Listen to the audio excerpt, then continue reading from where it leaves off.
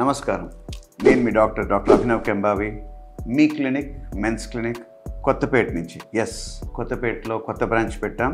Main branch Kukatpally, Kothapeta రెండో branch. ఈరోజు నేను మాట్లాడబోయే టాపిక్ చాలా ఇంపార్టెంట్ టాపిక్. అదేంటంటే సెల్ఫ్ మెడికేషన్. అంటే కొన్ని మందులు ఓవర్ ద కౌంటర్ తీసుకోకూడదు, డాక్టర్ సలహా లేకుండా తీసుకోకూడదు.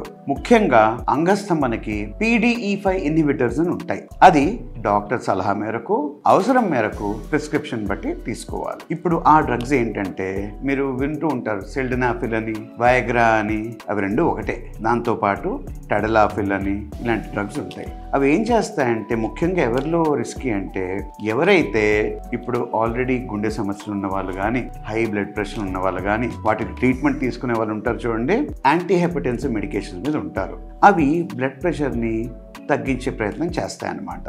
దీంతో రిస్క్ ఏంటంటే PDE5 ఇన్హిబిటర్స్తో హైపోటెన్షన్ రావచ్చు.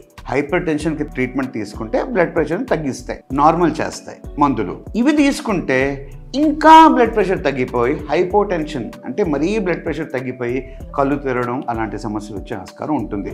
ఇంకా వేరే సమస్య ఇతర సమస్యలు కూడా వస్తాయి. సో డాక్టర్ ప్రిస్క్రిప్షన్ లేకుండా దయచేసి సెల్ఫ్ మెడికేషన్ చేసుకోకండి. నెంబర్ 1. రెండో సమస్య ఏంటంటే తలనొప్పి, ఒళ్ళు నొప్పులు ఇలాంటి సమస్యలు వచ్చే ఆస్కారం కూడా ఉంటుంది.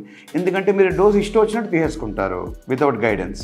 దానివల్ల ఈ ప్రాబ్లమ్స్ కూడా వస్తాయి. సో దయచేసి ఈ రోజు నుంచి ప్రాబ్లం ఏమైనా ఉంటే డాక్టర్ని సంప్రదించండి. డాక్టర్ సలహా మేరకు, ప్రిస్క్రిప్షన్ మేరకు మాత్రమే మందులు తీసుకోండి అంగస్తంభన సమస్యకి. అండ్ సేఫ్గా ఉండండి. నమస్కారం.